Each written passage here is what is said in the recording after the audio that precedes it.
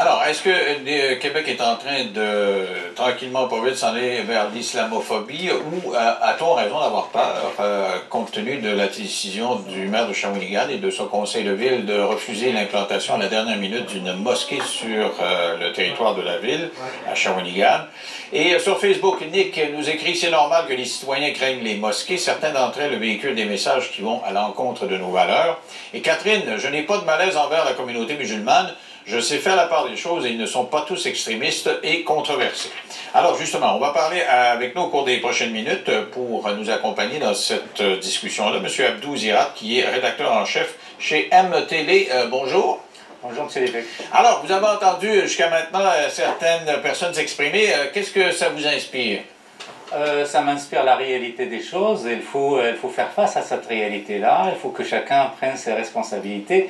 Il ne faut pas se voiler la face. Les musulmans et l'islam passent par une période très difficile, pas seulement au Québec, mais à travers le monde. D'où l'importance à ce que chacun assume sa responsabilité, et au premier lieu, les musulmans eux-mêmes.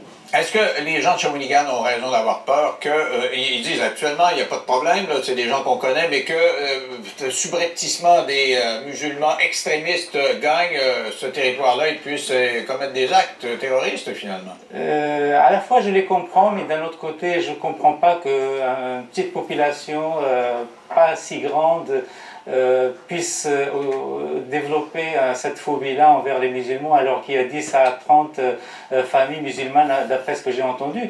J'aurais aimé que ces familles-là se rencontrent avec la population, fassent une fête de famille, partagent des repas, discutent, sourient, dansent ensemble. Je crois que la peur aurait pu disparaître facilement, parce qu'après tout, ces musulmans-là sont des Shawanigois, je pense que c'est comme ça qu'on les appelle, et donc il n'y a pas lieu d'avoir peur. Mais d'un autre côté, je comprends aussi que, et ça explique aussi dans les communications qu'on a eues, c'est que la peur vient d'ailleurs. Et d'où l'importance à ce que les musulmans, d'ailleurs c'est une réalité aussi, je souhaite que nos concitoyens québécois de souche en soient conscients. Le premier rempart face à l'extrémisme et à la radicalisation, ce sont les musulmans eux-mêmes, au sein de nos communautés respectives, enfin des communautés musulmanes, parce qu'il y en a beaucoup. Alors quand il y a des attentats comme en fin de semaine au Danemark, et puis Charlie Hebdo et tout ça, là, comment vous réagissez quand vous vous levez le matin, vous, encore un autre? Ah ben oui, ça c'est... C'est pas une bonne nouvelle pour vous quand ça arrive, ça, là. Oui, c'est comme à la bourse, là, il suffit de je sais pas quoi qui se passe au Japon ou ailleurs pour que la monnaie descend, dégringole. C'est pareil pour la morale des musulmans en ce moment. À chaque fois que quelque chose arrive, on s'attend au pire, c'est comme... Si vous voulez, on va aller prendre d'autres appels. Il y a Georges qui est de Les Cèdres qui est avec nous. Bonjour, Georges. Bonjour, M. Lévesque. Alors, quelle est votre opinion à vous? Moi, mon opinion, c'est très précis.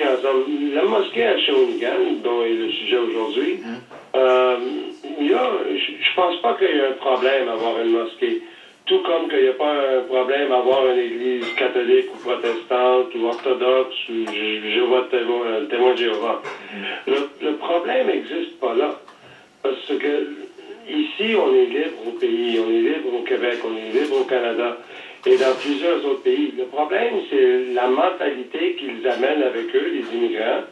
Et souvent, différents gens d'autres pays ont différentes mentalités, que ce soit les Français, les Arabes ou quoi que ce soit. Vous voulez dire le manque de volonté de s'intégrer? Mais c'est justement, vous venez ici au pays, intégrez-vous au pays. Mais avoir sa mosquée, est-ce que c'est un manque d'intégration? De dire, bon, ben, c'est ma religion, j'aimerais ça la pratiquer dans une mosquée. Est-ce que dans une démocratie là, libre, où on est des libres penseurs, est-ce que c'est un manque de volonté d'intégration de vouloir avoir sa mosquée? Oui, mais c'est justement... On a des églises ukrainiennes, orthodoxes, et ainsi de suite, toute la panoplie. On les a ici au Canada puis au Québec. Le problème, c'est pas là. Les radicalistes arabes, là, c'est comme nos gangs de rue, c'est comme notre mafia, et ainsi de suite. Ils ne se plient pas aux règles, aux exigences du pays ou de la loi du pays. Donc, il faut les traduire. Et puis, s'ils ne se plient pas à nos exigences, mais il y a des lois d'extradition qui disent, bon, mais retournez-vous dans vos pays. Mais comme si moi je vais dans une banque, je veux pas voir quelqu'un qui est voilé, je veux voir sa face. OK. Donc, vous dites, à terme, là, le manque de volonté d'intégration de certains immigrants fait en sorte qu'il y a un ressentiment de la population ici. C'est justement, puis si eux, ils permettent la décapitation, je sais pas trop où ils sont, mais ça se fait pas ça ici. Et puis, si vous pensez nous apprendre quelque chose, nous exiger vos lois ou vos volontés, non, c'est pas bon. Comme si on prêche dans les mosquées, on va dire comme exemple.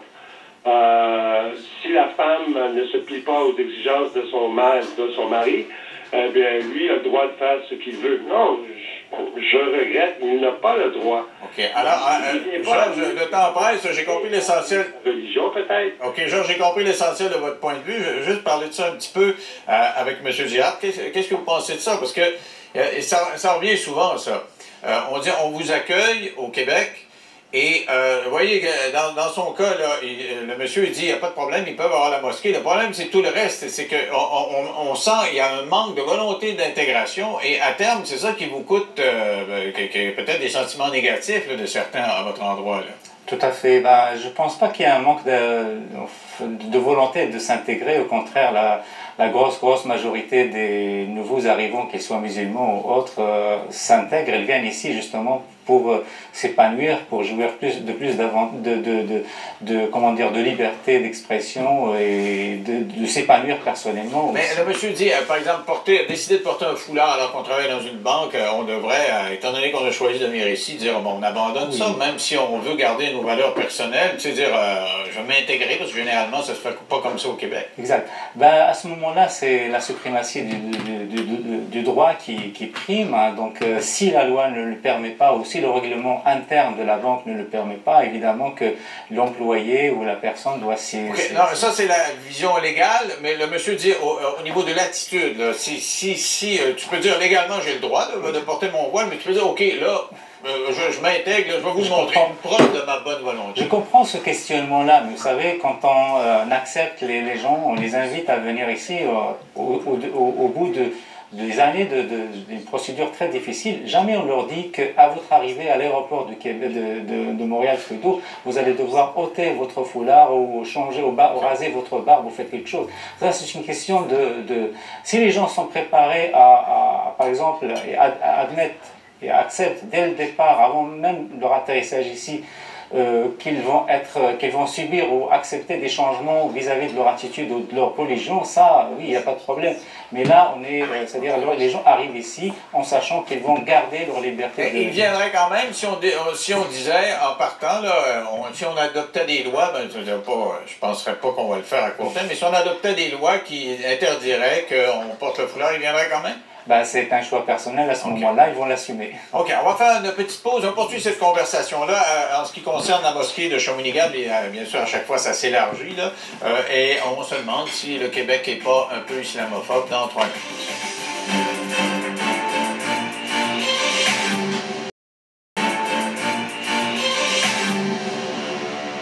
De cette décision du maire de Shawinigan et des élus du conseil de ville de Shawinigan de refuser l'établissement d'une mosquée à la dernière minute parce que le processus est bien entamé et le maire a dit c'est parce qu'on a eu beaucoup de pression. On parle avec Gabriel de Gaspé. Bonjour Gabriel.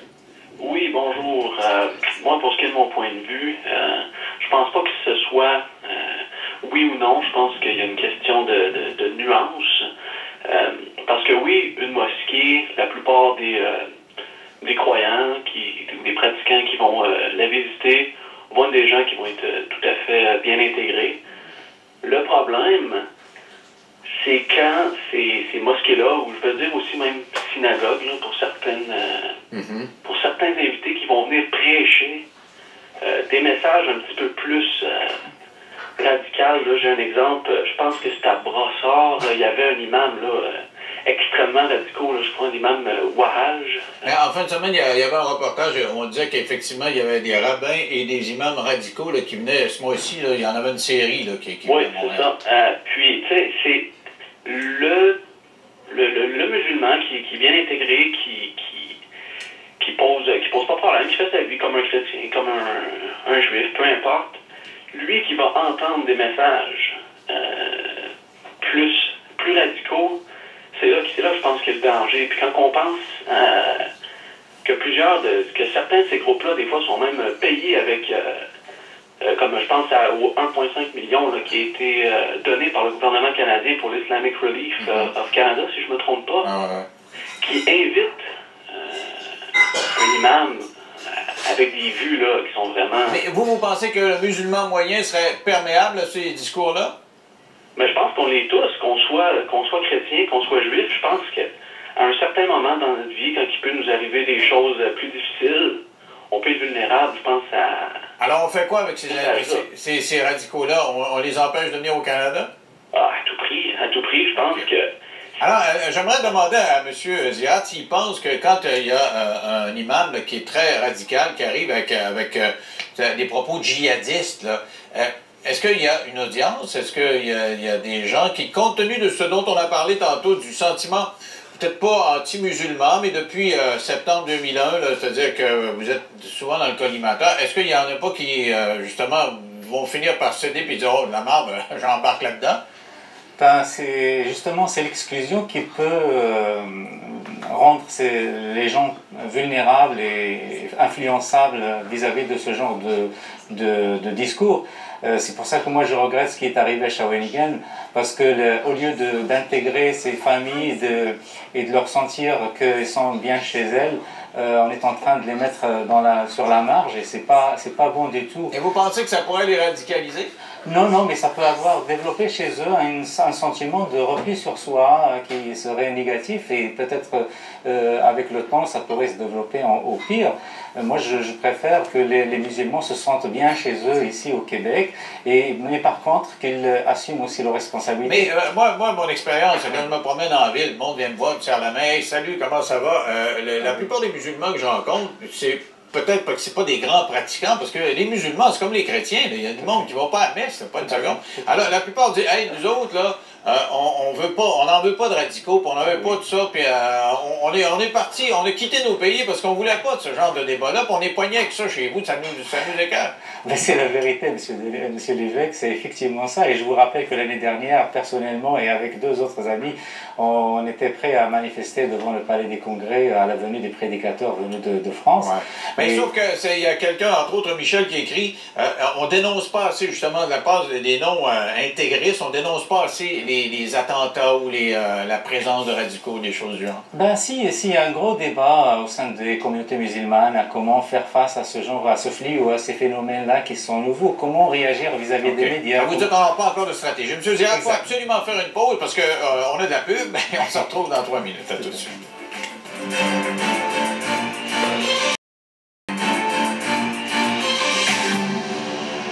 Alors, que pensez-vous de cette décision de Shawinigan d'interdire l'aménagement d'une mosquée sur son territoire? On parle avec Irène de Montréal. Bonjour Irène. Bonjour. Qu'est-ce que vous pensez de ça? Mais moi, je crois pas que le problème, à cause de la mosquée, comme le disait monsieur de la Gaspésie tout à l'heure, c'est la peur d'avoir des invités qui sont radicaux. Et puis, je pense qu'il y en a de plus en plus qui sont invités, comme en fin de semaine. Et puis, comme ce monsieur Chaoui, là, qui voulait ouvrir un centre dans l'est de Montréal. Ces gens-là n'ont pas d'affaires ici. Parce que on n'est plus dans les années 70. Là, on voit qu'il y a un problème avec le monde musulman qui devient de plus en plus sérieux. Et on n'a pas d'armes pour se défendre contre ça, parce que qu'est-ce qu'on peut faire? Il y en a une arme. Irène, moi, à mon sens, il y en a une arme. Et c'est M. Zirak. C'est vous. C'est des gens comme vous, c'est l'élite musulmane qui est pas intégriste, qui devrait monter aux barricades plus que vous le faites. Vous devriez plus mettre votre poing sur la table et dire on veut pas vous voir. Je sais que vous avez participé à une manif à un moment donné, vous étiez prêt à dénoncer quelqu'un, mais il faut le faire davantage. Parce que moi, c'est ce que j'entends sur la rue, les musulmans qui me disent hey, on n'en veut pas. Ces débats-là, on a fait ça dans nos pays, puis on veut plus faire ça. Au Québec, on veut la paix. Je suis entièrement d'accord avec vous et je pense qu'il y a une certaine maturité au sein des communautés musulmanes et non seulement une maturité, mais il n'y a plus le choix là. C'est soit on fait face à ce genre de discours qui nuit aux communautés et qui leur porte un préjudice énorme, soit on est associé à ces gens. Donc on n'a plus le droit au silence et je pense qu'il y a beaucoup de monde maintenant qui prend conscience de ça. Il faut que vous parliez. On va parler avec Jacques de Trois-Rivières. Jacques, allez-y. Oui, je suis pour le maire en jeu. Pourquoi? Pourquoi? Parce que ils vont commencer avec 15 familles. Après ça, ça va aller.